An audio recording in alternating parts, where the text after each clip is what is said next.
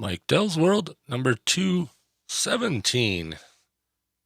Today is August 10th, 2015.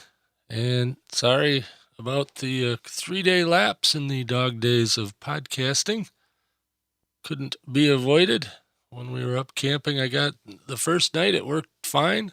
I was able to post the episode and all that good stuff. And the rest of the weekend, it turned to crud.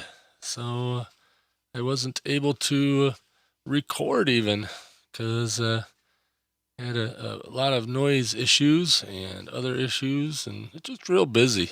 So anyway, I'll tell you about the Music Fest, what went on over the weekend, and we'll get back on track with the daily updates.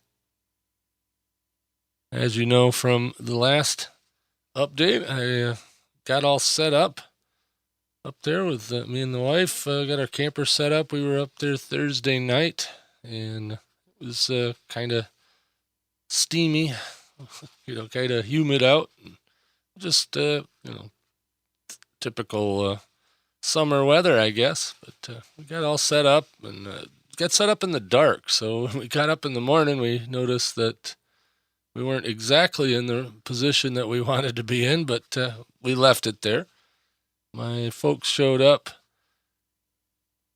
All my folks and my sister and my nephew showed up later on Friday, and we got them all set up and got everything all situated. The music started at 5 o'clock and played till, I want to say, 2 in the morning.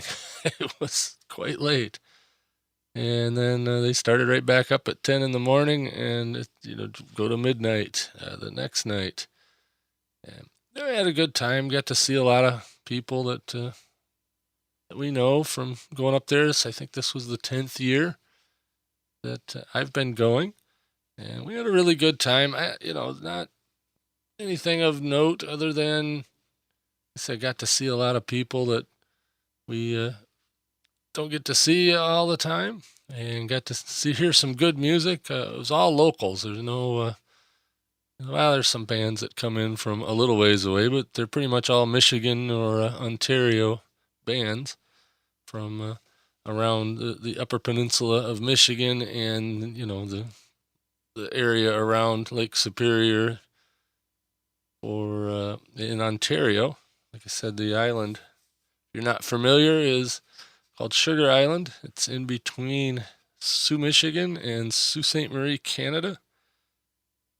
And it's just south of the Soo Locks. If you look at the map there where the Soo Locks are, the island's probably 3 miles south of that, right in the St. Mary's River between Lake Nicollet and Lake George.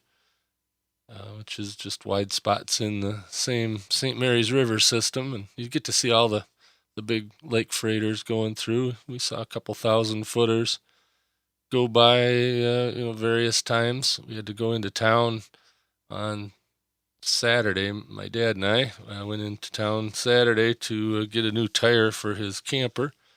He blew one of them coming up and had to put the spare on.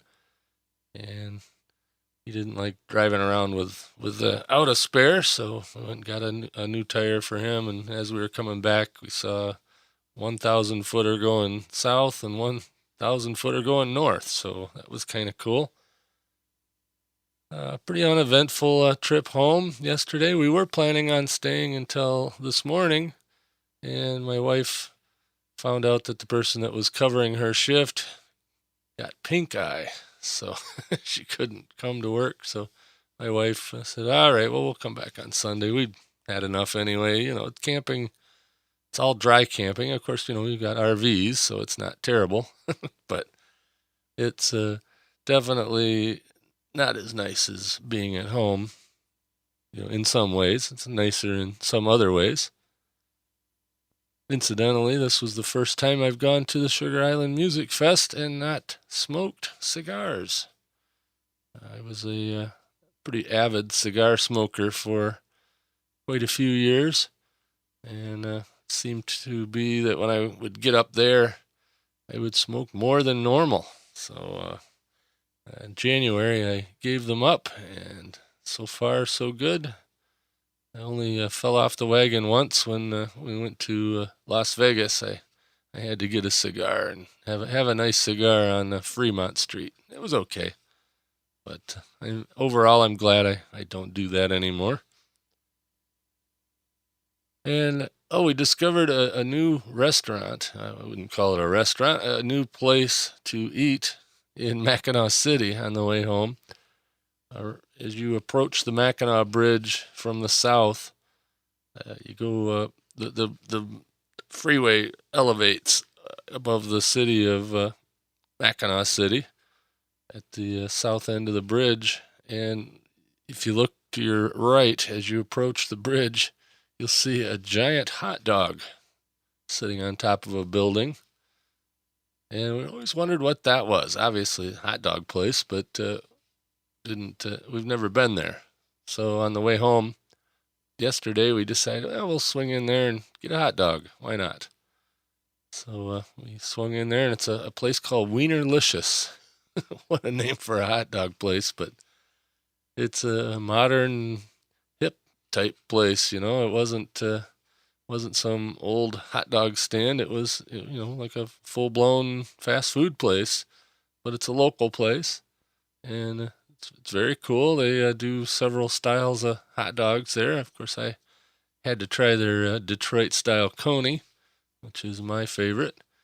And my wife got a Chicago style dog. And of course, we got a small order of their famous, quote unquote, waffle fries. So I highly recommend them.